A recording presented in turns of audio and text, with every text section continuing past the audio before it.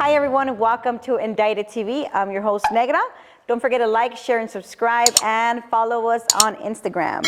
On today's episode, we have 48 Ways. Welcome to Indicted. Thank you for having me. Of course. So tell us a little bit about yourself, where you grew up, your parents, brothers, sisters. I grew up in Orange County. I go by 48 Ways, my street nickname. I don't really get into it. Grew up in Anaheim. Been through a lot in life. My family's from Michoacan. We spend a lot of time in Jalisco since way back. So Orange County, baby. Orange County all the way. Orange County and Jalisco. You say you spent a lot of time in Jalisco. Yeah. Well, what reasons were that you weren't able to be here? Or did you go to school here? Did you go to school there? How did that go? I was born here, grew up here. There was, back when I was younger, close to my teens, I was probably like 12. We used to go back and forth a lot to Mexico, once a year for Christmas, stuff like that. Oh, okay. So never long. Never long until I was about 12 years old. Then we stayed for a few years.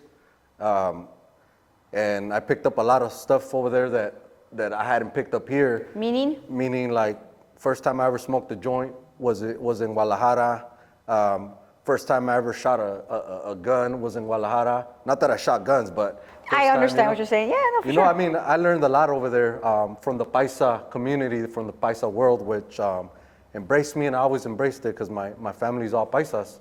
So I'm first generation Chicano here. So me too. I got to experience actually living there. I didn't get to go to school there. My brother and sister did, but I had to work, here and there.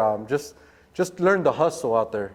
Learn how to hustle. It's funny that you say that, because in reality, in Mexico, you always see all the little, the younger kids working hard. Like, they are definitely so different than children here. Yeah. It doesn't matter what years they are. Like, children in Mexico definitely are like more independent. Like, you know what I'm saying, compared to here. So is that where you feel like you? Yeah, I feel like I picked that up because it was like at 12 years old. I was surprised. Like, we're in Guadalajara, and I was like, oh, surprised we're living here, for whatever time. There was no timeline on how long we're gonna stay there.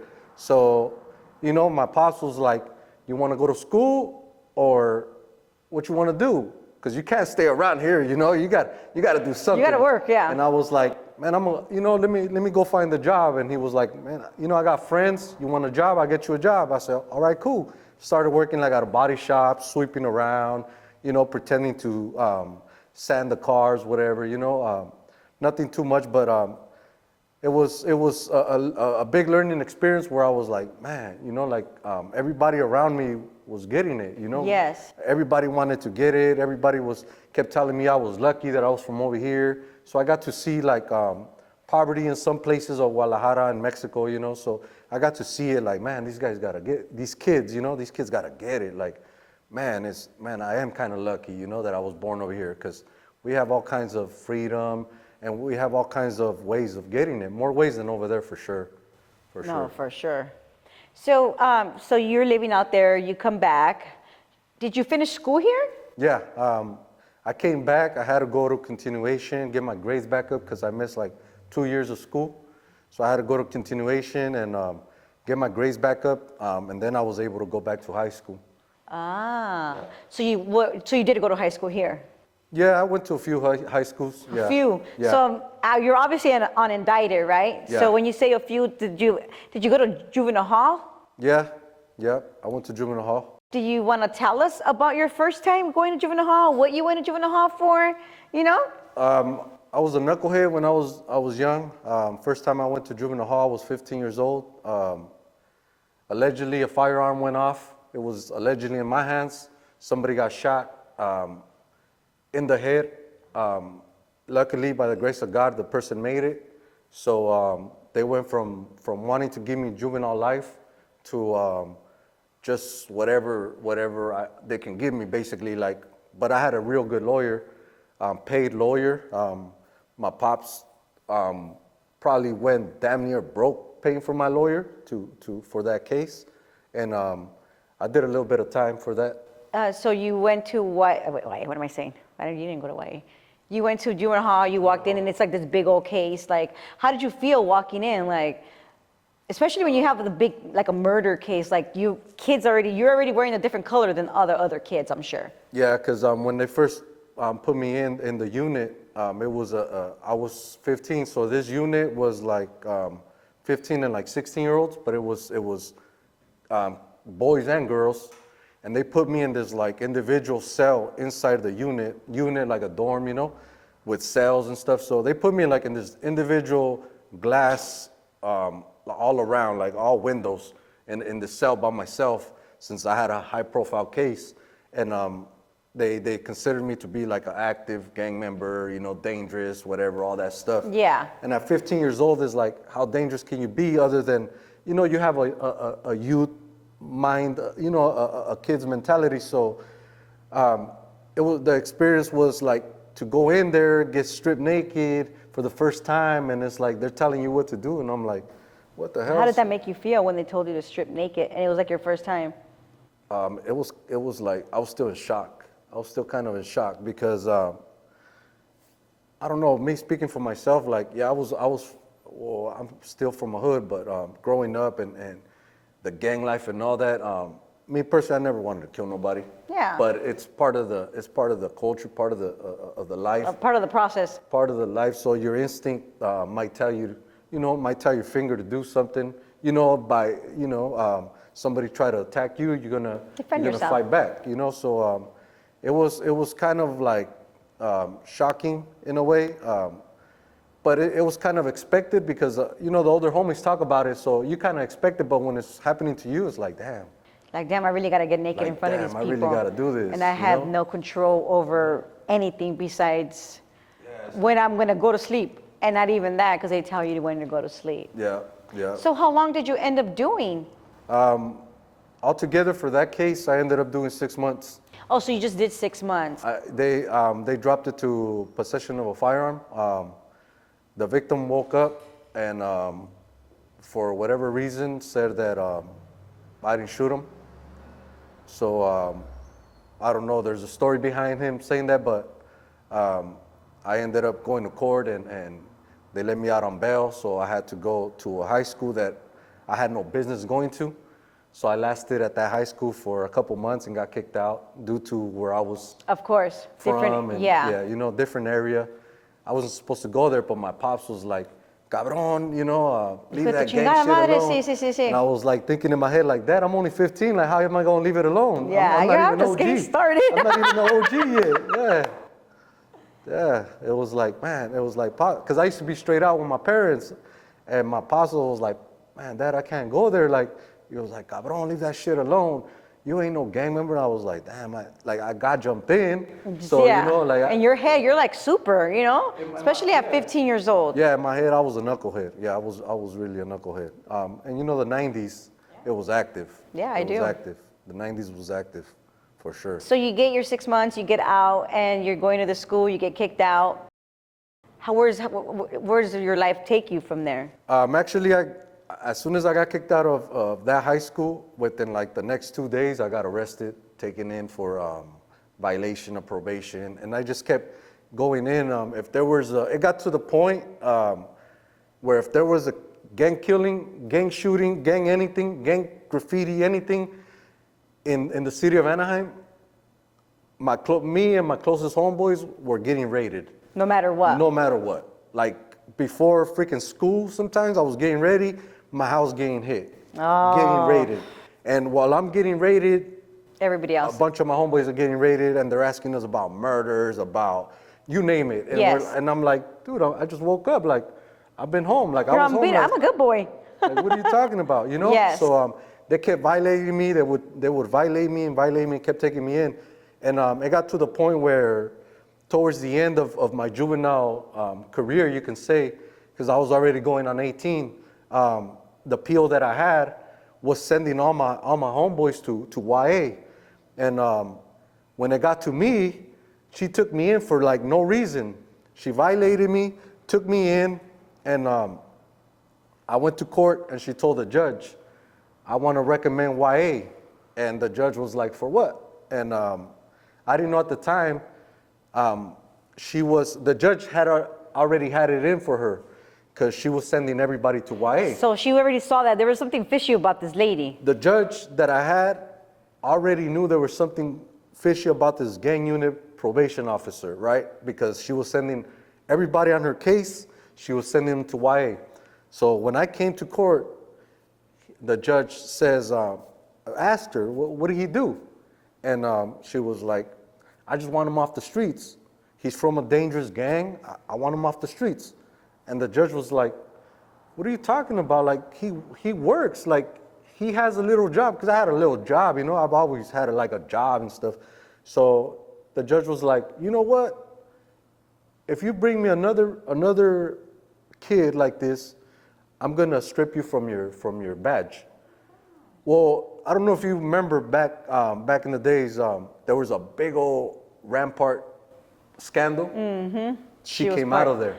Oh. She was out of the Rampart corruption scandal, but when she came out of Rampart, she went to Anaheim and was gang unit in Anaheim. So by the time it was my turn to go YA, it was already too late for her because everybody that she was sending was basically for nothing. I wonder how many kids' lives she ruined, especially knowing, like, you know, now, you know, we're hearing all these stories. Like, how many lives did this lady did not? Exactly. Like, like how many lives did she ruin? Like, yeah. And she's like a law-abiding citizen. Like, yeah, that's terrible. All my boys, like my closest boys, were all in YA. They all went to YA because they had her as a probation officer as well. And I remember like, damn, I'm gonna go catch up with them, you know? And I thought I was, because it's part of the life. Yeah. You know, it's part of the life. Like as soon as you get into a hood, it's like they should give you a rules yeah. and you know what's gonna happen. Yeah. You know, you're either gonna go to prison or you might get killed. You know, it's no in between really, unless you stop now. You know. Yeah. But that's the way it was, and I got lucky. I didn't go to YA at that time. Yeah, at that time. Yeah, right. So you turned 18. Yeah. You're off probation? At 18, I convinced the judge to take me off probation. I actually did. I convinced the judge. I gave him a sweet story, and he was like, you know what? Because the probation officer that I had after that, because they removed her because of the Rampart scandal. Well, they removed her. They gave me another probation officer, and he was like a snake. Oh, worse. Like, he was on her level, but legit, you know. So he was trying to get me for everything. So it got to the point where he knew, like, we had an agreement because I've always been into music. So I told him, hey, look, when he took on my case, I said, hey, look, I smoke weed, I go to the studio and I do music. That's all I do. And he was like, all right, cool. I don't have no problems with weed. So then I had a progress review coming up with my judge, and he sent me to get drug tested like a week before I had to see the judge. Within a week, he sent me to get tested twice, and he knew I was dirty. When I went to go see the judge, public defender was like, oh, we're gonna recommend 6 more months on probation. I said, nah, I'm talking to the judge. So when I talked to the judge, I was like, hey, Your Honor, you know, I work, I got a girl, you know, I wanna be able to take her out on dates without curfew, without having to check in. Like, I have a job, I wanna go spend my money on my girlfriend, you know, can you help me out here? And he was like, okay, you're off probation. And I was like, cool, thank you. So I rubbed it in that PO's face, because I went to go check in afterwards, and I acted like it was a normal, like nothing happened. And then at the end, I did it on purpose too. At the end, he opened up his calendar and he was like, okay, come back in 2 weeks. I said, actually, no. Here's the judge's signature. I'm off. I ain't coming back. And he was like, oh, I got to verify this. I said, you calling the judge a liar? That's on you. Yeah, you know? Yeah. Like, that's his signature. Like, I'll see you later. And after that, I probably left there and then probably went to the plug, picked up a little 8-ball and partied. Started hustling. Okay. Started hustling. Yeah. So as an adult, when was your first time catching a case? Man, I was 20 as an adult, 18. Yeah, at 18. Was this your first adult term? Adult, yeah, first time as an adult. Yeah. Tell us a little bit. Tell us why you got. Tell us about your case. That first one was allegedly a shootout, broad daylight shootout. For some reason, I didn't know. Me and my cousin didn't know, but his truck that he had at the time was like, they were looking for it all over the city. They were looking for his truck, and they end up pulling up on us. Gang unit pulls up on us, and they see our truck, and they're like, "What the hell?" And they pull us over, and they take us in for questioning. Well, they said we had gotten in a shootout with another neighborhood in that neighborhood, and they were looking for our truck because they knew our truck was full of bullet holes. And it was, coincidentally, the truck we were in was full of bullet holes. Oh shit! But it really 17 wasn't. Yeah, it was full of 17 bullet holes. Yeah, and we got arrested for that. The person that we allegedly got in a shootout with, he described us, and we went in. They took him in, but he bailed out, and then we kept going to court. We went to court for a little bit. We were there for like. So you're in the county we're this in whole county. time. Yeah, we're in Tell me county. about your experience and your first time walking into the county. Like, well, obviously, because you were in juvenile hall and it's completely different. Tell me a little bit about that, like the program. You know how it was for you. Going in, you hear the older homies talk about it and everything throughout the years and stuff. So by the time I get there, you feel like you know what's going on already, but you got to go learn yourself. You got to Yeah. go experience it yourself. So I learned the whole, got to make your bed, the whole rutina, your workout.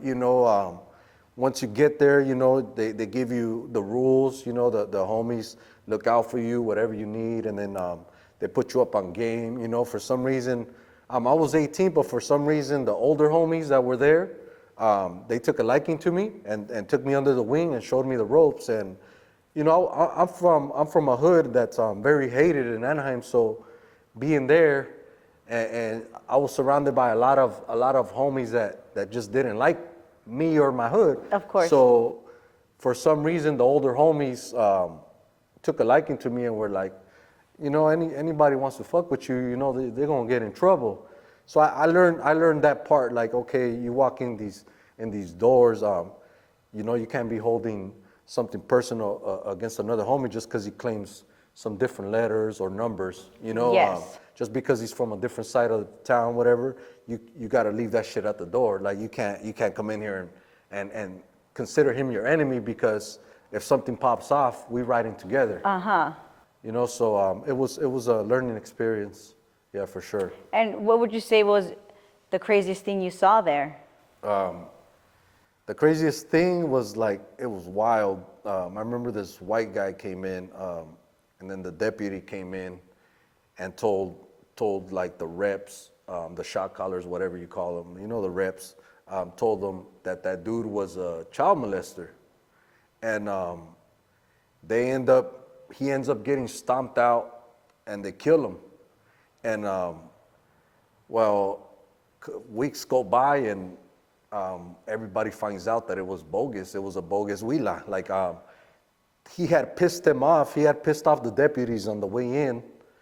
That's so terrible. they put a jacket on him, and he died. He ended up getting killed. He was doing like 3 months. Like, one of the dudes that killed him was doing like 3 months. I remember I didn't see it, because you know something's gonna happen. You kind of stay away. You stay away. You get out the way. And one of the dudes that killed him was doing like 3 months also, and pissed on him, and ended up getting life. So that was like a crazy ass thing that I seen. That is extreme. Yeah, that's wild. It was wild to me. Like, man, okay, like, damn, this shit is serious. People are very mean. Like, damn, this shit is like serious. not even the one that did it, like the deputy for doing that. Yep. That's like the fucking devil. Yep. You know? Yep. That's extreme. That's wild. And I was like, damn, this is wild. Like, damn, it makes you like it brings out the reality of how homies conduct ourselves, as far as, don't be wolfing. don't be running your mouth. You know, this deputy tells you something, unless you go and jump, don't run your mouth at them like you big and bad. Like, don't run your mouth. Just stay quiet. You know, it's the rules. Like, you can't change the rules. Yeah, do whatever. Yeah, whatever you say. Yeah, you know, you don't bow down to them, but you show them the respect because they respect you back. Yeah. You know, they're human just like us. They got their job, you know, and we're there to do what we got to do to get on with our lives. Yeah, that is pretty crazy. That is pretty crazy. So how much time did you end up doing there? That time I did a couple months. Oh, so you didn't get to prison yet? Nah, I hadn't got to prison yet. I was in and out for a few times out of county. In and out of county a few times before I went to prison. Just catching violations.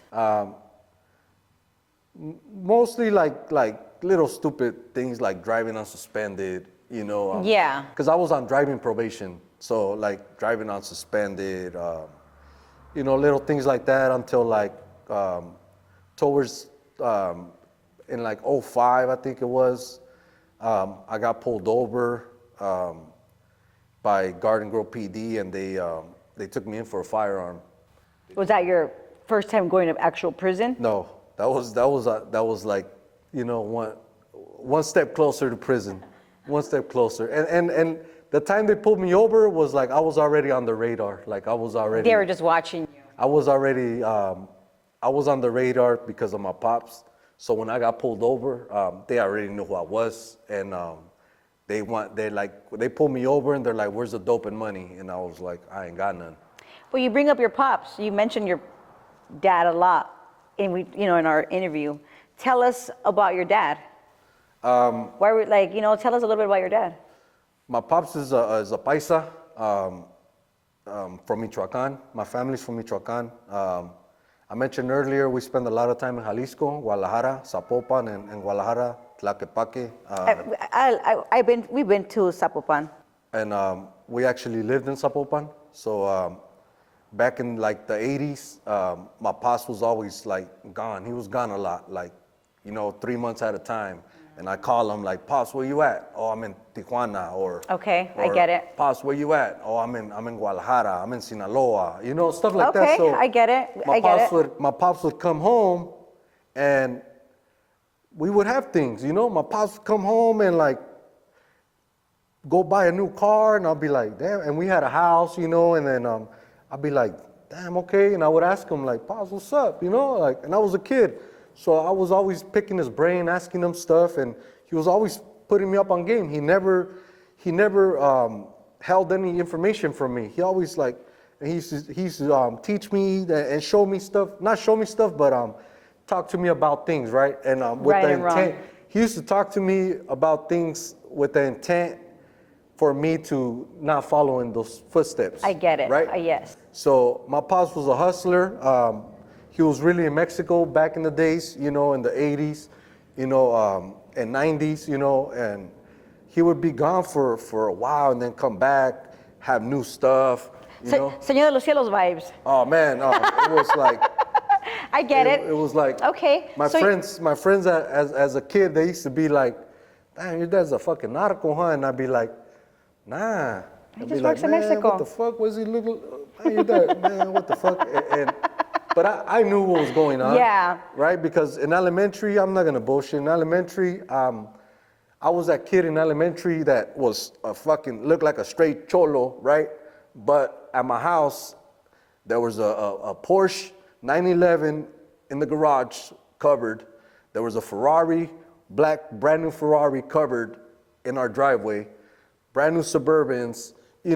Back then, the Cheyenne, the Silverado, the Suburban was like the Escalade now. So my pops had that, the Camaro, he had all that. And I was, a lot of times it was like whatever I wanted, I could have. You got it, yeah. It wasn't always like that, but I did get to experience it like that. That was good. Yeah. But due to that is why you were under the radar, like you said, Yeah, when once you it got pulled over. Yeah, once it got to down the line, once I got older and my pops was, a lot older, he was traveling a lot. He was always gone. He was gone a lot. And, it became where you can say, allegedly, I was his right-hand man, right? Because he was in Guadalajara most of the time, and I'd be over here, and I would, receive cars and do my thing. Yes. And I was living good. I was living good, no license, but I had flashy ass rides, so he ends up getting busted by the feds coming back from LA. He got busted, and they took him in. And about, I would say, probably within that month, I got pulled over and they took me in. Oh, okay. So with the gun. Yeah, with the strap. Okay, so that wasn't your first. That wasn't when you went to prison, though. No. I got a lawyer, fought the case, and I ended up doing 6 months that time in county. Okay. Yeah, 6 months in county, got out, and it was like 2 years later where I caught my first state case. Okay, well, tell us about your big case that led you to actual prison time. Man, I was allegedly a big drug dealer. Yeah. I talk about it now because I did time. Most definitely. For like everything already. So they said I was moving weight. They said I was receiving work from Guadalajara, and they said that my pops was my boss. I remember Highway Patrol arrested me. They took me into the Highway Patrol, put me in a table, and Highway Patrol officer was sitting across from me. And I remember he says, "You know what's funny?" He says, "Not too long ago, I had your dad sitting at the same table, but only difference is there was $500,000 cash on the table." He said, and your dad made the mistake of saying he didn't know whose money that belonged to, and he chose to be released. See, what happened with my pops was he went to LA. He had no business going, but he ended up going because he got anxious, right? Like I know the whole damn story. He got anxious. He wasn't supposed to go. He was like, I gotta go get this fucking paper. So he went to LA, came back to Orange County. Allegedly, there was $500,000 in cash. He got pulled over, but he picked up a tail when he went to LA. So when he came back, they took him in. They sat him at the table at the Highway Patrol. At the table that you were sitting at? At the same table I was sitting at. They put the money in the middle of the table, and they tell him, whose money is this? And he says, I don't know. And they said, okay, you have two options. One, you claim this money, and we leave you in custody. Or two, we keep the money and we let you go. And he said, keep the money. And that's when the Highway Patrol told me, like, your pops made the mistake of leaving the money. We knew he was somebody big, because nobody in the right mind is going to leave $500,000 on the table like that. No. And he said, that's when we knew he was big, and that's when the feds started telling him 24-hour surveillance for close to a year on my pops. And so when the feds busted me, actually, I went too far, but that time the Highway Patrol was like, Yeah. your pops was here, and I was like, man, I don't know what you're talking about. Like, my pops is cool. Like, he ain't with that, Like, yeah, right, okay, go. So, they took me in. I ended up doing 3 years that time. So what was your actual charge for that? Distribution of cocaine. Okay. Yeah, distribution. So you got 3 years. I got 5 years, did 3. Okay, and what prison did you go to? I went to Wasco, and then from Wasco, I went to McFarland. I had low points, so I went to McFarland, which is a CCF. Okay. I don't even know if it's still around, but private prison. I wasn't no killer or nothing. Yeah. Low points. I always watch myself, so I wasn't really getting busted for stupid shit, Yeah. So I was gonna ask, what was like the craziest thing you did, or even saw? But you said it was like a low-level place. So I mean, did stuff still like go down? Yeah, there were still riots, but Wasco was more active. Wasco was more active. I was in Sea Yard at Wasco the first time in prison. Got to Wasco, I remember coming out of like the intake. You come out, and then I remember seeing the towers. I remember writing my mom a letter like, damn, Mom, this is cool. Like, man, this is all I thought it was gonna be. Like, sorry, Mom, sorry to sound like this, but this is actually cool. The homies are all cool. We get to eat. you know, I'm having a good time. My brother's here with me, you know. I was like, because me and my brother got busted together. Okay. You know, so I was like, you know, Mom, everything's good, you know, and she got pissed off by Obvio. me talking that way. Obvio. But it was part of the trajectory of what was gonna happen, you know. It was part of it. So that was one of the craziest things I seen in prison was at Wasco, where a child molester ended up in C yard in our unit, and he was a wood, and they freaking stabbed him, they stomped him, they fucked him up like. And they tend to do that often, right? Like the guards will put, you know, the Yeah. rapists in there just to, Yeah. you know, Yeah. what else? Why not? Like, Yeah. fuck you know, Yeah. why the not? Yeah. Throw all them fools in there. Hell yeah. Accidentally. Yeah, accidentally. By Yeah. accident. Yeah. Yeah. Okay, by accident, throw them in there. Yeah. That right. fucker got it. He got it bad. Yeah, he got it bad. So you did 3 years and you got out. I got out. What did you do when you got out? Was it like, did you try to live a normal life? You know, you married? Nah. While you're doing all these, you know, you're going in and out, are you married? Do you have kids? Did you have family that go visit you? Things like that? Yeah, I had my baby's mom and my kids. They would visit me all the time. Oh, okay. Well, that was nice, you know, at least. My family would always visit me. I would always call, you know. Yeah. They would send me packages, all that. I mean, my family's always been there. You know? Good, My good. family's, yeah. Like the comedian says, my mom always said, "Mi hijo no es cholo," you know. Yeah. Like beeves or what, you know. Yeah, yeah. Yeah. That's how my mom was always the same way. "Ma, mi hijo no es cholo, mi hijo no es cholo," you know. So my family's always been there, you know. My mom is the opposite. Yo sé lo que tengo. She says. Yeah, my mom knows though. I mean, Yeah. she knows my homeboys and all that, but yeah, she was always quiet, like, you know, Yeah. houses getting raided and She stuff. knew her role. She always kept quiet. She was always a G. Nice. Yeah. She knew her role, you know? Yeah. So you're out. You get out 3 years. I get out in 3 years, and I was still young. I was still young-minded. Not gonna lie, the very next day after getting out, that time, I was already drug dealing. Right away. Right away, it's like I never left. It was like I never left. The very next day, I will not BS, and I had homies coming from out of town already, coming to see me, ready to start work, like right off the gate. Like the very next day, I was. How did you feel? Did you feel like you were like the man or some shit? You know? Yeah, I actually did. I actually did, because at that time, I knew I was a man. Like it was like you just, you know, You just feel it, like you just feel it. too cool. I was able to get things I wanted, you know. In my hood, I was already an all-star, you know.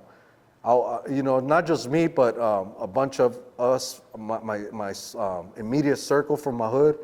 Everybody was into making money. Everybody was into balling, having flashy cars, flashy trucks, you know, jewelry, you know, nice shoes, all that material stuff. Like, Yeah. that's what we're into. So yeah, it was the very next day I was already drug dealing. Yeah, definitely, for real. No, I believe you.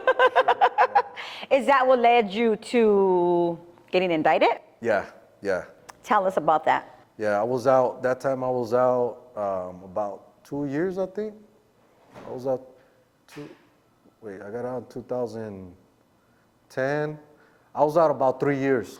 Oh, so you were out. I was out about 3 years, and then I got indicted. You got to feel the freedom. Yeah, I got to enjoy freedom. Yeah, definitely. I got to enjoy freedom and buy everything that I was saying I was gonna buy in prison. Yeah, while I was in prison, I was like, man, I'm gonna get this, I'm gonna get that. Like I was aiming high, you know, and because I used to be like, man, like these rappers talk about what I'm living, you know, like, Yeah. you know, like that trap life, I really live that, you know. Yeah. So I was like, man, when I get out, I'm gonna get this car, I'm gonna get that truck. I got them, you know. I'm gonna get this, I'm gonna get that. I accomplished. What you say you were going to accomplish. Illegally, but I accomplished No, it. yeah. You know, so I was out 3 years, and by the third year, I got indicted by the DEA for allegedly sending work to Hawaii. That was what got me caught up. Tell us. The Hawaiian that I used to work with, he got caught. He got busted on a big sting out of Hawaii. And when he got busted in Hawaii, he flipped and started working with the feds. Oh. So he painted a pretty picture of me to the feds. So he started working for them, and then it started getting. It was like, man, when we'd have lunch together, like he would ask me some questions that I'd be like, Weird. like what the fuck, like why is this fool asking me that shit? Like what type of questions? Like prices. We already knew the prices, and he would ask me prices again, and I'll be like, bro, like we already know the prices. What are you talking? Like we've been working for a while already together, you know? Like, Yeah. Like we've been sending work to Hawaii for a long time. Like what you mean the prices? Yeah. Like you know the prices. They're not changing. Yeah. You know? And he would ask me like a lot about my pops. You know, how's your pops do it in Mexico with all these cartel problems? And sometimes I would answer truthfully to him, and I ended up regretting it. Like, fuck, I should have never answered that. You know, like, man, because I didn't know he was wired. Like, he'd be wired, and then like when he would call me, you know, at that time we would switch phones all the time. Every 2 weeks we switched phones, and I would always have 3 phones, but they were always new. If I had 3 phones on me, I bought them all the same day because I just got rid of the phones I just had for 2 weeks, right? So we'd be in contact. We'd be talking, and he would call me and then want to have a conversation with me on the phone, and I'd be like, man, like why is this fool asking me stupid shit? Yeah. But I never thought. I thought he was just, since he knew my pops, I thought he was just like, checking up on him, because that was his boy before. Yeah. So I was like, he's just checking up on him. He's just checking on him, see how he's doing and stuff like that. But it's just the questions. I wouldn't read between the lines. There was one time we're having lunch and we're discussing the next trip, and I remember he asked me something, and I remember I looked at him, and I remember I almost, like, no bullshit, I almost reached over that table. I pictured myself, like in the movies, I actually pictured myself leaning over and fucking feeling his chest, because I was like, damn, is this motherfucker wired or something? That's how uncomfortable he made you feel. At the end, he started making me uncomfortable. It got to the point, that lunch, where I was like, fuck, I should ask this motherfucker, if this motherfucker goes to the bathroom, I'm gonna follow him and fucking check him out, because he's asking me some questions that he already knows. Yes. And he's been knowing for a minute. Yes. And I had this like apartment that, was like a, you could say a stash house, trap house, whatever, except I wasn't trapping out of there, it was just a stash house. Mm-hmm. And I didn't know, like, I actually, nobody knew where that apartment was, right? So one time we meet up, and I tell him, hey, this apartment is over here. I don't tell him the exact apartment, but I tell him the location of the place. And he goes, okay, cool. So then he already had, where to meet me for the next, trip. So he asked me on the phone, he calls me and he says, hey, can you give me the address, the location? And I'm like, bro, like, what you mean, give you the address? Like, you don't remember how to get there? Like, we just went the other day.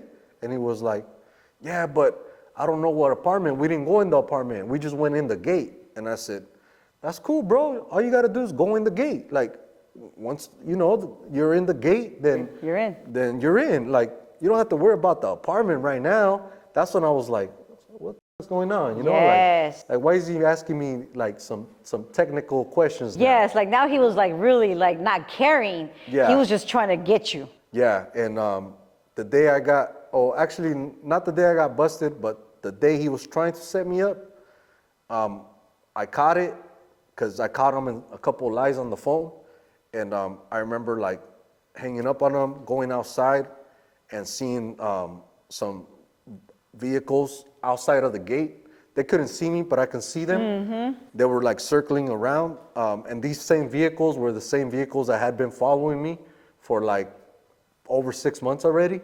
And where every day they were just following me. Like I looked like a freaking narco with the feds following me all the time. They had no, like, they weren't trying to hide it no more. But I didn't know it was the feds. I thought it was the sheriffs. I thought it was sheriffs. I didn't think I was on the feds' radar. You know, I didn't think, like, I was like, man, I'm low key. You know, I mean, I wasn't low key, but you know, you think, well, I thought I was low key, but I'm in a flashy ride. You know, and you know I'm flashy, so there's no low key about it. You know. Yes. But I didn't know it was the feds. I was like, oh, it's probably sheriffs or it's probably narcs. Like, if they pull me over, like, fuck it, I'll get a lawyer and bail out and you know. Yeah. You thought you had it all figured out. Yeah, because that's the way it had been, you know. It's like, okay, I got money for a lawyer, I got money for bail. Like, fuck it. Like, you want to take me in for a firearm? Let's go. You know, I'm gonna bail out tonight, you know, like, whatever. So it was like that, where it was like, man, fuck, they ain't, you know, it's just the narcs or sheriffs. I had a private investigator on the team, and he checked it out for me, and he was like, I can't find out who it is. He was like, I'm thinking the sheriffs. He's like, just don't get caught with nothing. And I was like, I don't touch nothing. And he was like, just don't get caught with nothing. Yeah. So I was like, okay, I went on, you know, based on his word, you know, oh, I think it's sheriffs. So I was like, yeah, it's probably sheriffs. You know, they'll arrest me, I'll bail out. You know? So it wasn't something where, you know, I had an idea it was the feds. No, I had no idea it was the feds. No idea. So tell us about when it actually took you. I went to go report at probation. I went to go report. I walked in, sat down.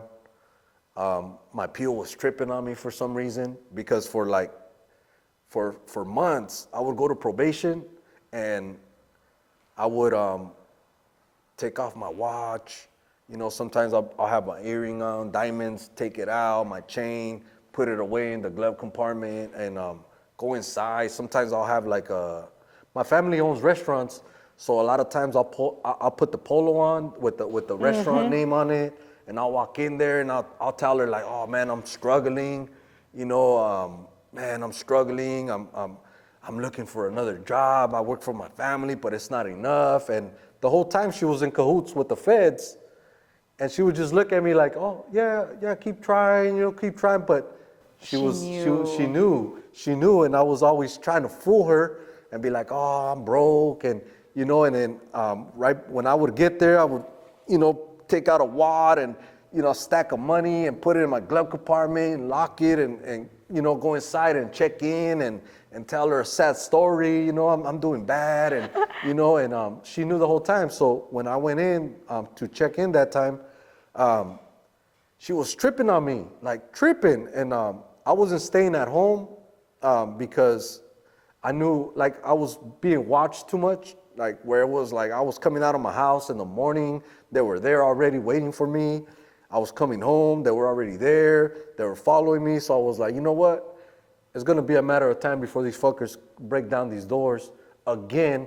I don't want to put my kid's mom and my kids through that again. So, you know what?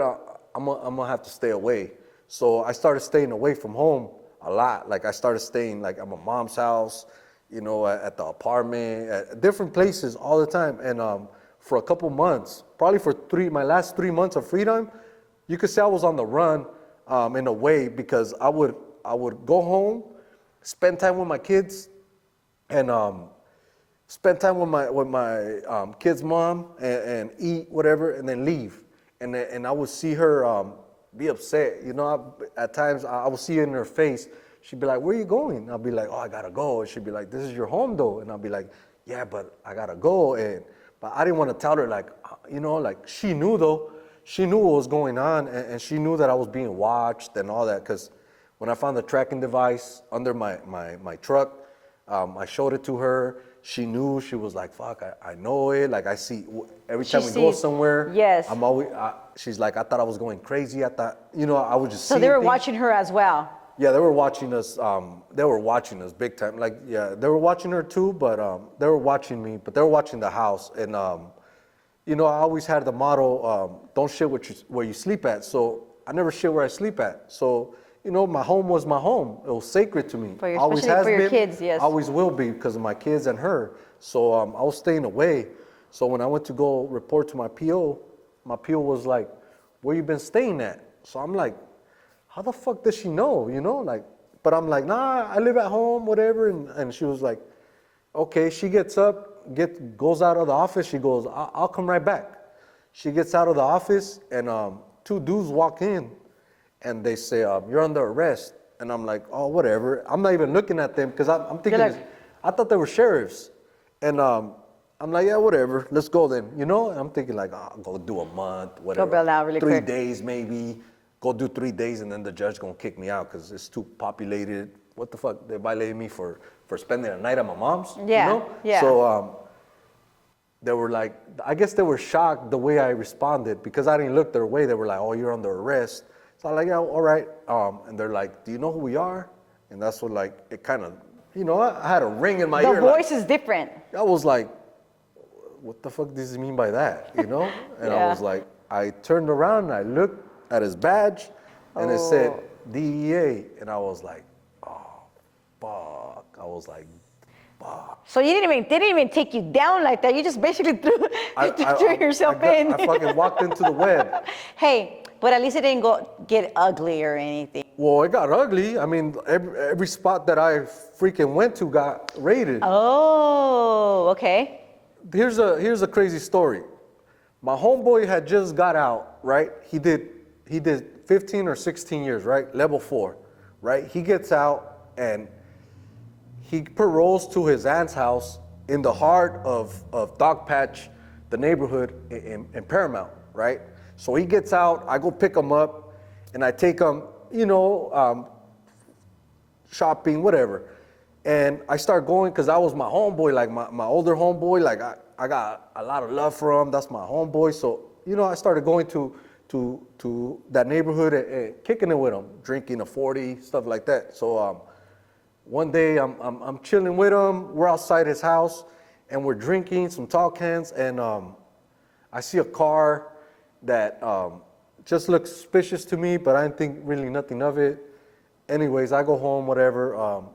The next day in the afternoon, he calls me and he says his house just got raided, but he doesn't know who it was.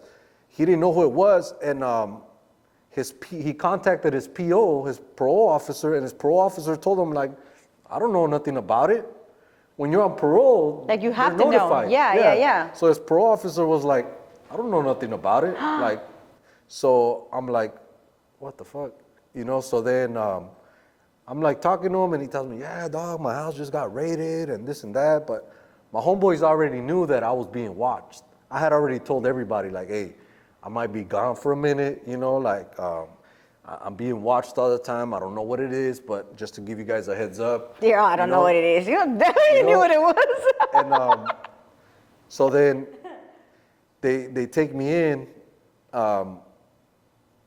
They come. The DEA comes in the office, and they start.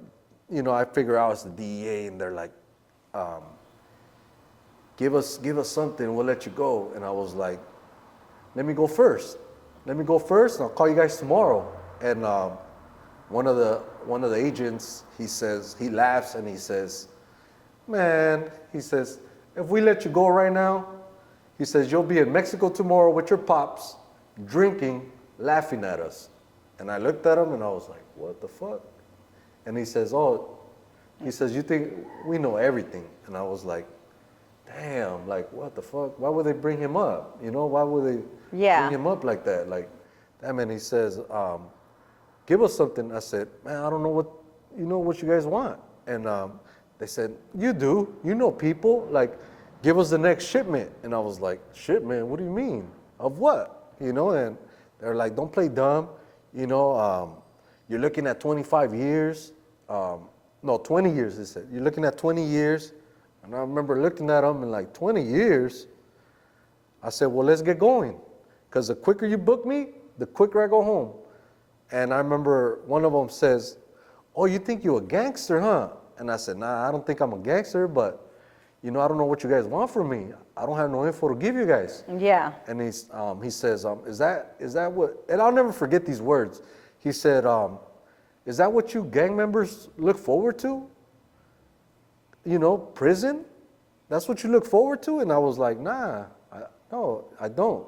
And he goes, bro, you're looking at 20 years. Start talking. I remember I looked at him and I said, are you serious, 20 years? And he says, yeah. I said, okay, well, let's get going. I said, because in 20 years, I'm going to come out as buff as you with plenty more tattoos.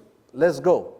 And they started laughing and they said, you really think this is a joke, huh? And I was like, nah, I don't.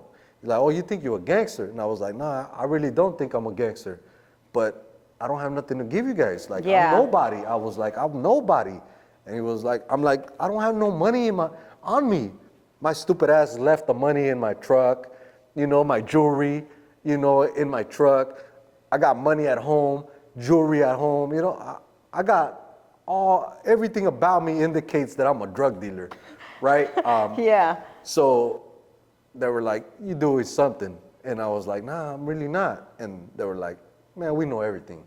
They already had a big old pretty picture of me. Yeah, because the feds don't arrest you until they actually are able to Until arrest they you. freaking have a solid case on Yeah. you. So they took me in. They took me in for that. So yeah. where did you start? Like when they took you, where were you at? Santa Ana jail, federal jail. holding? Yeah, federal holding. They I were was brown there, no? Huh? They were brown there. Yeah, they're I right- went there for a little bit. They're right like down the street from there. Is that where you fought your case? I fought my case there for probably close to a year. You got sentenced out after almost a year. I got sentenced in less than a year. I got sentenced probably in like 6 months. And what did you get sentenced to? I signed 12 years, and I was gonna get sentenced to 12 years, and I think it was Obama. Yeah, it was Obama that passed the 2-point law. I think it was. The first step back. I forgot which one it was that Obama signed, right? So I signed 12 years. I couldn't get anything under 10 years, right? Because my Your sentencing guidelines. yeah, my guidelines. What they were charging me with was over 500 grams, right? More than 500 grams. So I couldn't go under 10 years. So I signed the 12 years, and when I was going to court, they actually took me to court, and before I even went into the court, my attorney said, your court has been postponed because the law's passed, so you have action on it. So let's see what happens. So we went. So everybody thought like, okay, when that law passed, everybody thought like, oh shit, now we can go under the guidelines, including me. It's first time in the feds. Yeah. So everybody's like, oh shit, now you can go under. That was not the case. The case was just whatever you were getting, you can get lower towards your lower end. Since I signed 12 and I was gonna be sentenced to 12, because the feds, they don't say 12 years and then give you fucking 4 years like No. state does, right? They say 12 years and that's what it is. Oh, you don't want the 12? Okay, tomorrow 15 years. Uh-huh. And that's what it was with me, where my attorney said, if you don't sign these 12 years, when I come back, the district attorney already said, or the prosecution already said that they're gonna give you 15. And they're not going lower. I said, okay, I'll sign the 12. So I signed the 12. I went to court, they postponed. They postponed like 2 weeks maybe. Went back to court, and the judge sentenced me to 10 years. And he told me, he said, I can't sentence you obviously under, because you didn't cooperate, so I can't sentence you under the guidelines. He said, but I would like to give you 15 years. He said, just because drug dealing has been is your career. He says, but I feel that 10 years is fair, because I feel like he said, you have that piece, that part of your brain that I can tell wants you to change, but you still don't allow yourself. So he said, but tell you what, he says, if I see you in my court again, you're not walking out with less than 20. He said, I don't care what it is. He said it could be a jaywalking. You back here in my federal court, you're not leaving with less than 20, and that just like it got stuck in my head. Like, damn, this dude straight freaking threatened me with 20, and I was like, damn, that's already life. Like 20, that's already life. So that's when my life started changing towards the legit. But I went to I got sentenced. I went to MDCLA. Tell us about MDCLA. Oh man, MDCLA was the shit. I know. MDCLA was the shit. I was on the same floor as the females. You were in the 9 South. 9 South, where a bunch of homies had girlfriends in the same floor. I was there. What was the big case at the time? There was a bunch of them, but there was homies from all over. There was homies from obviously LA, but it was a whole different environment. Like, Orange County's Orange County. We got hoods and everything, but LA's like, What was the difference between MDC and Orange County? And Orange County. Well, Santa Ana jail. Santa Ana jail is more like a private jail, so you're able to order food from the streets. Once a week, twice a week, you're able to order simple food from the streets, just like burgers and if you pizzas. if you have money or whatever. Yeah, if you have money on your books. But it's the feds. Mostly everybody has money, well, the majority. But you're able to buy stuff from the streets. The phone calls are longer. You could stay on the phone for like an hour at a time, I think. In Santa Ana. In Santa Ana. The freedom is less in Santa Ana. There's less freedom. There's no emails. There's no computers. There's the majority of the people there. Well, the feds. The majority of the people in the feds, it seems like, are first timers in the feds. So nobody really knows anything that as far as the federal laws, as far as the programming. The rules are the rules, but as far as the stuff that goes on in the feds is a little different than state. So once I got to MDC, saw the computers. When I was there, they didn't have computers. No. Yeah. Yeah, they had the emails. They had the MP3 players. So you're able to download your own music. There's a lot more homies. There's a lot more not freedom, but everybody's more united more because Orange County, like, I'm from Anaheim, and LA doesn't really, I never really witnessed that in LA, but like Orange County, it's a lot of set tripping as well, cities, stuff like that. So you might be in a place in Orange County where you're around people that don't even like your neighborhood and they don't like you automatically. I'm always cool with everybody, but once I got to LA, it was like more unity.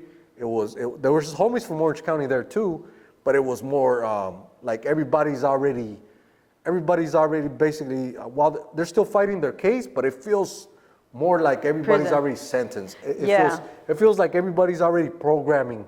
It's like a next step. It's already like you're already doing federal time. Yes. By the time you get to MDC, you're already doing like federal time. That's when the federal time like really starts kicking in because of the computers, because of the programming. Now I'm seeing homies hook up some pizzas. Now I'm seeing cheesecakes. Now I'm seeing enchiladas. Now I'm like, damn, homie, how the fuck you get cilantro and onions? Like, how the fuck you get jalapenos? Like, how the fuck you get real cheese? Like, what the fuck? Like, now you're seeing, a lot more stuff. Yeah, the real. Yeah, you're starting like the to see, movies. Yeah, you're starting to see a lot more.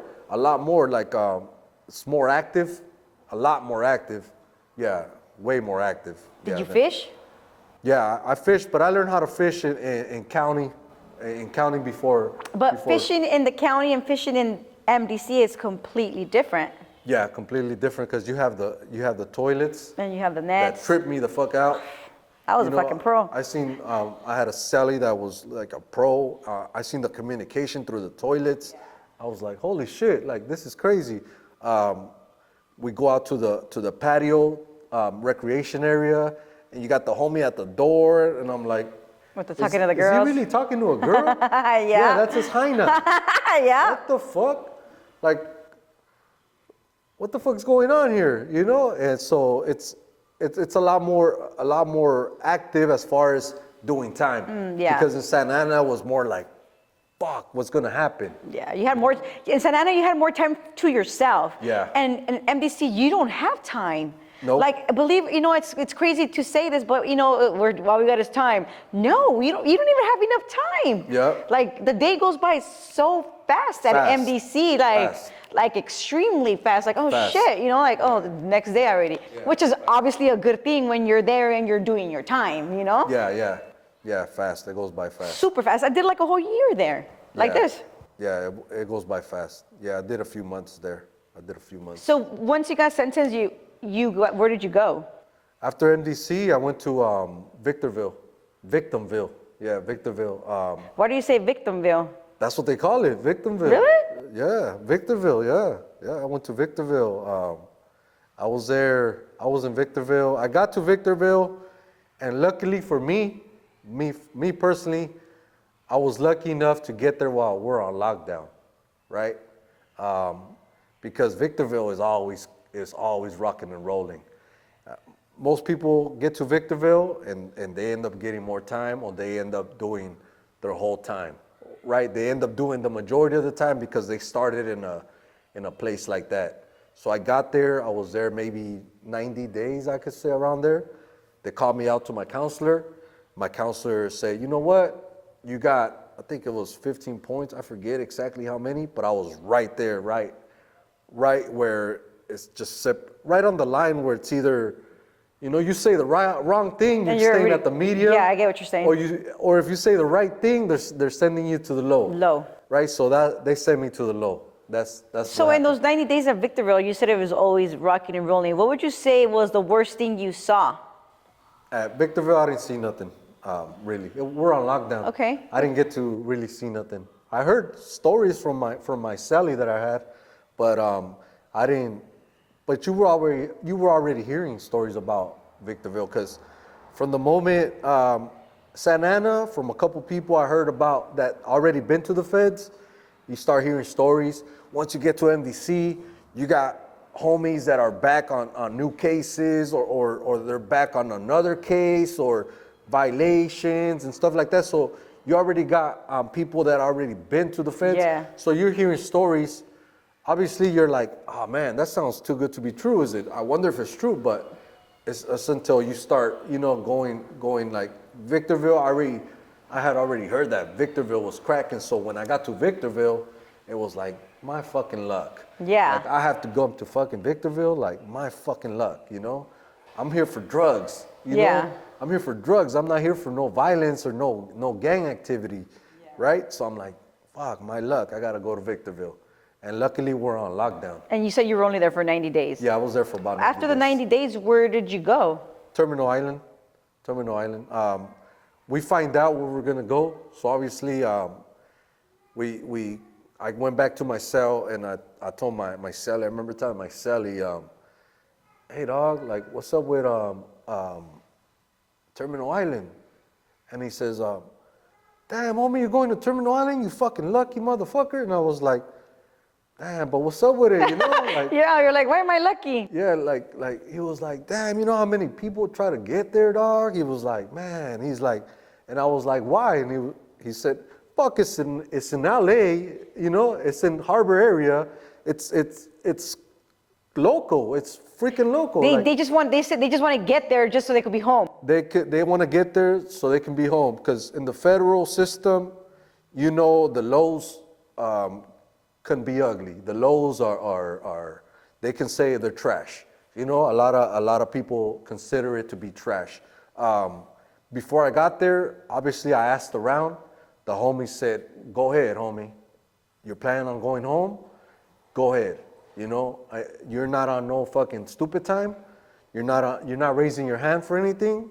Go ahead, you know, go do your time and go home. Yes. I said, that's what I want to do. I want to play sports, work out, go home. Yeah. That's what I'm trying to do. Get my GED, right? Get my GED, get my certificates, get these certificates, go do the drug program and go home. And, homies were like, go ahead. But once I got to Terminal Island, I realized that half of the homies or more of the homies that are there already have already been down 10 years, 15 years. They come from the USPs. They're coming from the mediums. They're coming, there's homies that made it all the way down from the smooth, Yes. You got homies that are really active, but now they want to go home, but people know who they are. And then it's like, okay, I'm cool then, I'm cool. I'll follow the same program as they're going, and so you just keep following the same program. And then after Terminal Island, I was at Terminal Island for about 4.5 years, I might say. Then I went to Lompoc Camp. I ended up at Lompoc Camp. And where is Lompoc Camp? Lompoc, right? Lompoc, yeah, Lompoc. Duh. Yeah, Lompoc. Yeah, Lompoc Camp. Oh, man, it was beautiful. Why do you say it was beautiful? Man, that was like, me and the homies used to, I had a tight circle, right? I fuck with the homies, but I had you always have your circle. Yes. And I used to fuck around with the homies and be like, damn, dog, if the judge fucking finds out how much fun I'm having, that motherfucker gonna resentence my ass. Fuck, we're having too much fun. But like fun in what way? Like what were you guys doing? Like, be a little bit more. If you hear stories about the feds that sound like they're not true, chances are they're true. Like freaking hotel runs, you name it. It's really like Hotel runs. What does hotel runs mean? Hotel runs, like where allegedly you can go to the hotel, sneak out, go to the hotel for 4 or 5 hours, come sneak back in, Okay. And get food from the streets. The jobs there's so much freedom. The jobs you're out and like you're literally like, we had my work crew. It was 6 of us on the work crew, and we had a truck, it was a Chevy the Z71, right? 4-door, and it was five or 6 of us on my crew that worked irrigation. So we would go out to the fields, and there was times we would actually drive 25 minutes away from the camp to go work on one of the fields, set up the irrigation pipes, and set up irrigation, water the fields for Sudan grass, corn, strawberries, just different shit. Yeah.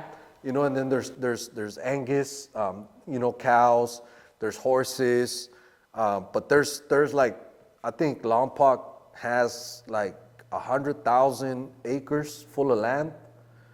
So, 100,000 acres, it's far. It's No, like for sure.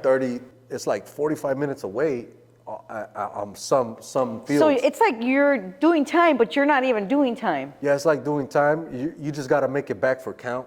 You can make it back for count.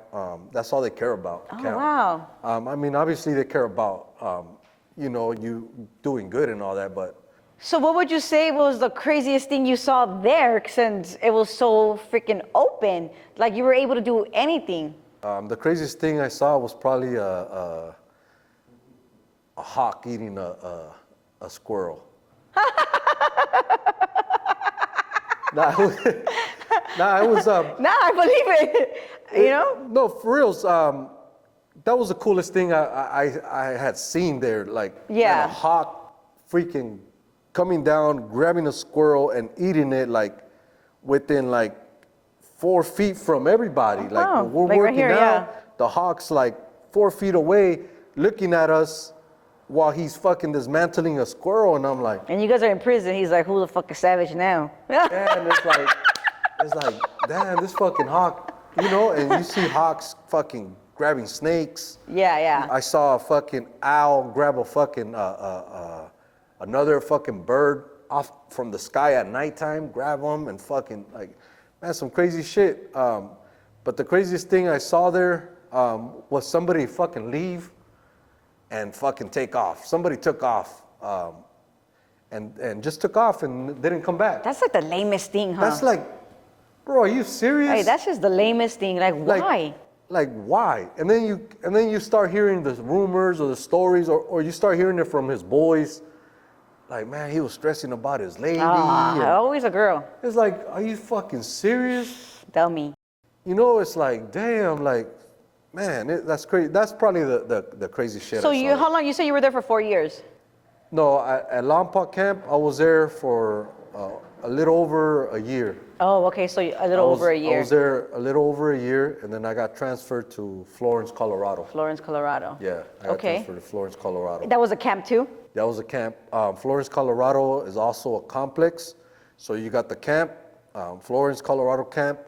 You got the low, you got the medium, you got the I think the USP, if I remember correctly, and then you had the ADX. That's where Chapo's at. That's where Chapo's at. And I happened to get the job at the ADX, and I ended up being the #1 cook in the kitchen at the ADX. Oh, I used to cook for Chapo, for Larry Hoover, for. sure, I'm really whooping the work. I was really during chicken day. Yeah. Like chicken day, like I'll get the chickens out the ovens and put them on the table, and I will tell everybody on the line that's serving them. I'll be like, hey homie, hey paisa, put 2 chickens. Hey, ponle 2 pollos, put 2 chickens. You got Chapo here. You know, That's right. hey brother, you got Larry Hoover here. Put 2 chickens. Like, hey homie, you got Nice. so-and-so Yeah, here. yeah. You got the homie so-and-so. Like, make Oh. sure you put 2 chickens. As a matter of fact, put 3. You know, that's the homie. Yeah. You know, stuff like that. So I was, I ran the kitchen because I was the head number cook, one, yeah. the #1 cook. So I ran the kitchen. I remember I had a lot of admiration. I still do, but I admired Larry Hoover a lot. And because when I got indicted, the song was big by Rick Ross. Whipping work. Yeah, I think I'm Hallelujah. Larry Hoover, Yep. right? So when I'm at the ADX, I find out he's there. I'm like, I just want to give him my respect. Of course. Send him a kite, you know? So I wrote a little kite, put it in the tray. I already knew, the homie already knew. It was for him. It was for him. He got it. It's ADX, so you don't know if they're actually going to get it or not. You don't even know if they're going to respond or not. I said on the kite, I said, hey, Larry Hoover, my respects. I'm a homie. You know, I'm a Southsider, but my respects. You know, you're a legend. You know, mad props to you. My respects. You know, you ever tired of a magazine or anything, you know, shoot them my way or whatever. But it was mainly shooting them respect. Of course. Because all of a sudden, when I become the #1 cook, these motherfuckers are getting stuff. Their trays are barely even closing now, because I'm dictating everybody. Why? Because the tray's closed. They didn't have like a regular tray. They have trays, but they have lids on them. Right? So they got the lids, so they're filling them up. So now they're like stuffing them. So now you can't even close them really, because I'm making sure they stuffing them. Right? So I don't know, like a week went by probably, and one of the officers at the ADX, which was my boss, he comes to me and he says, he calls me by, my government name, and he says, come here, and what's up? And he goes, you want this magazine? And he gives me a magazine, and I'm like, it was like a wedding planner magazine or something.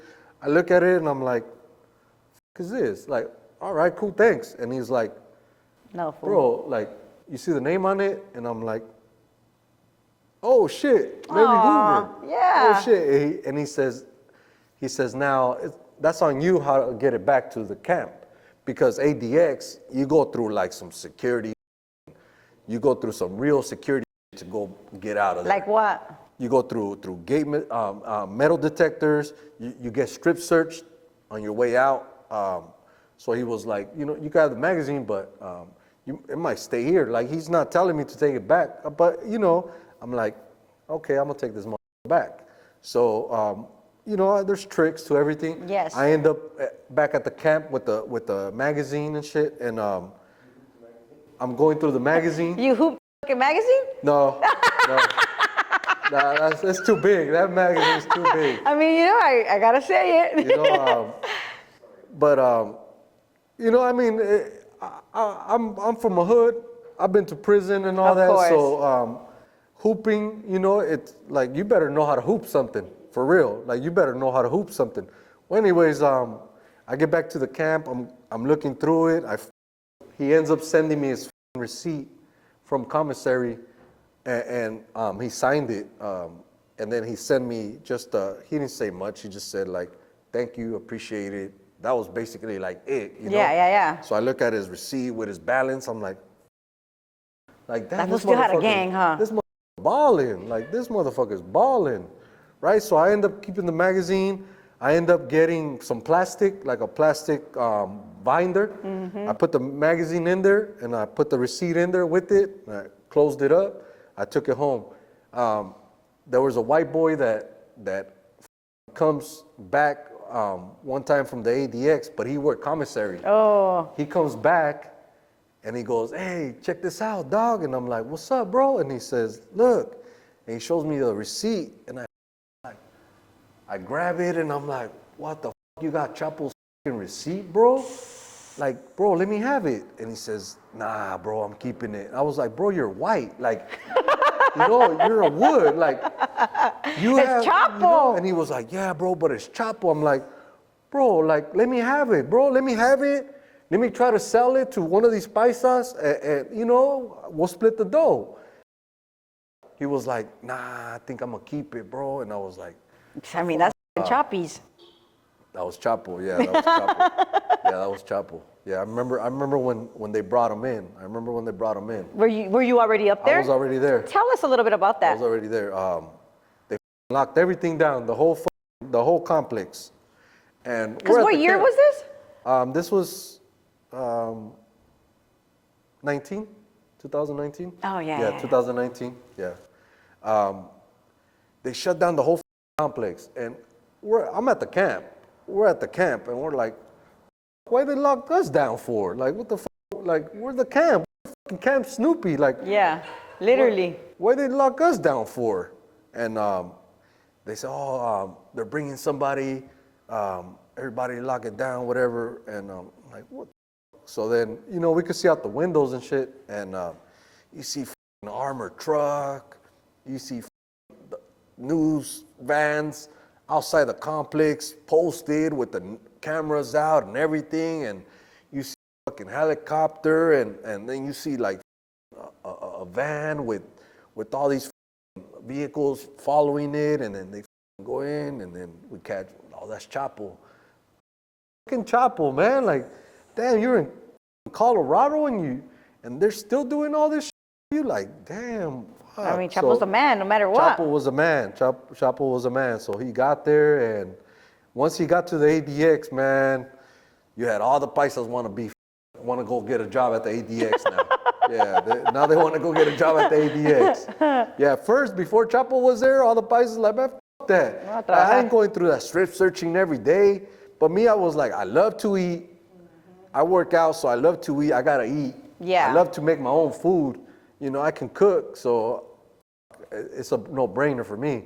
I'm at the ADX for sure. Yeah. So yeah, I try to reach out to him, but I never got a response from him. But at the time, he didn't even know what a kite was. He probably, what the fuck is this? Yeah. But it's from the people that take the trays to the cells, and I actually did it about 2 times, where I took the food cart down, and it's the hallways. When they say ADX is like the cells are like underground, they really are underground, like literally. When you're walking the hallways go down, like they go down and they turn and they go down, and like, and you're like, oh shit, you're going down. So when you're coming back up from delivering the food to all these cells, you're working out your legs because you're coming back up, and you're like, that's how you know it's really underground. This really is underground, because you hear stories, but you're like, it's cap. They're spicing it up, but no, it's really. It's real. And then when you take a tray to a cell, there's a door. It's a like a prison door, and it's open, and then you leave the tray inside that door, outside of another door. So there's 2 doors per cell, 2 big old prison doors. So every cell is inside of a cell, basically. Wow. Yeah, every cell is basically inside, and I seen that myself. Like I witnessed that. Like I seen that. So I know for a fact. Like I knew for a fact he was going through it. Plus the officers, they talk, and I was low custody, so they talk to me Yes. more openly, and they told me, they would tell me, like they would tell they would tell us, and they would tell me, especially because you're a cook. They talk to you a lot more. So yeah, Chapo's going through it. He cries a lot. Pobre.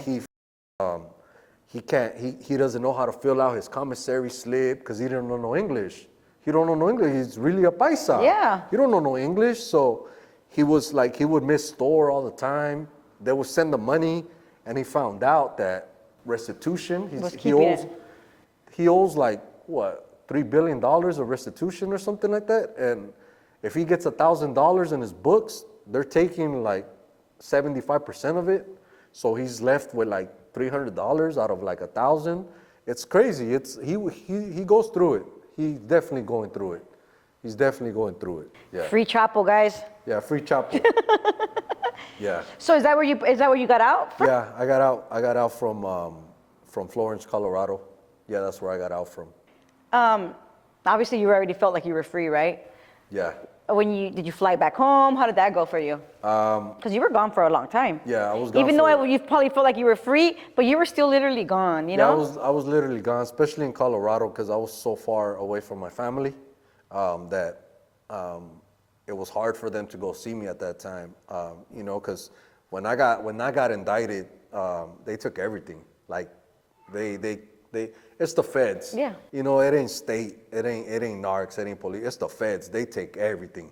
So they took everything I had, like jewelry, clothes, vehicle, whatever. They cleaned me out. They cleaned me out. So I went to prison. I didn't really have much. My family looked out for me. My kid's mom, looked out for me. She was always there, always been there for me. And when I came home, I didn't have nothing. I came home to nothing. But I was looking forward to coming home and doing it all over. Not the drugs or nothing, but getting back on my feet. I was really looking forward to that. So coming home to nothing, they send you to a halfway house. They sent me to the Garden Grove halfway house, and from there, once I got there, it was during COVID. So it was basically coming home to another fucking prison. Yeah. Because it was COVID. So I got out in June of 2020. June of 2020, I did 7 years. I did 6 years, 10 months out of 10. And you did your whole time at the halfway house as well? No, I did about a month at the halfway house, and they sent me home on house arrest. They sent me home on house arrest, and after house arrest, I just started, working and getting on my grind. Good for you. Good for you. So you've been out for like 3 years? Yeah, I've been out, almost 3 years. Well, good for you. Yeah. Where are you at in life now? Do you want to share where you are in life? Yeah, I'm on, I manage a couple artists for a record label, Artefino. Artefino is a record label out of Afinarte. Afinarte has some Grammy Award regional music artists. Is it Spanish? Spanish. Okay. Fantasma, Dos Carnales, Gerardo Diaz, Voz de Mando. They're all on Afinarte. My boy is the CEO. So I'm coming home. He put me in position. He put me in position to win. He put me in a great position where I can. I'm actually always right now. Actually, I'm looking for some artists for that what they call corridos bélicos, because that movement right now, the Latin market and music right now is so big. Coming home, when I first came home, I rap too, but I like the business side of it. I like telling people what to do. Yeah, I'm you sure. know, or like, I like telling somebody like, hey, that song's whack, you know, or I like telling somebody like, hey, that song's the shit. Let me send it to the label, you know, stuff like that. Or I like being in meetings. Like I'm a hustler, so You I'm want a to feel like the businessman. boss.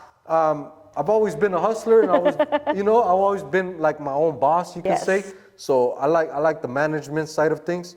So I like the process. I like going to a meeting and somebody telling me no, right? Telling me no because they don't know who I am, and I like that. I like somebody like being like, nah, you ain't nobody, and me leaving. Okay, watch me hustle. You know, watch me do this, and so I'm in the music. I'm into the managing, the developing, behind the scenes on the music Good. stuff. Do you want to tell us where they could find you? Yeah, you can find me on Instagram, 48 Ways. Just how it's said, I say it, 48 and then Ways, WAYS, no space, no underscore, none of that. Just 48 Ways. Just 48 Ways, just how it sounds. They can find me there. They'll check out some music, check out what I got going on. Nice. Yeah, and I'm looking forward to meeting more artists and in this Chicano movement that's going on. I'm looking forward to meeting more rappers that are really doing it. I would like to link up with. Nice. For sure. Nice. Well, is there anything else you would like to share? Just about it. Just looking forward to this music thing, and check it out. You guys get a chance. Screezy Santana is one of my artists that we're really pushing. It's crazy because he used to engineer for Peso Pluma. Now the whole world, even Drake knows who fucking Peso Pluma is. Yeah, Drake was singing a song. Drake was singing a song, and now my artist that I have used to engineer for him. So it almost feels like It's meant to be. it's meant to be. That's right. That's right. It's meant to be. So we're pushing hard for this music to pop off for us. 48 Ways Entertainment, 48 Ways Management. So it's going to be 48 Ways everything. That's right. Yeah. Nice. Well, again, thank you for coming on Indicted. I appreciate you sharing your story. Thank you for having me. Of Thank course. You for having me. Thank For you. real. Thank you. I appreciate that. Of course. Thank you for watching Indicted TV. Don't forget to like, share, and subscribe, and follow us on Instagram.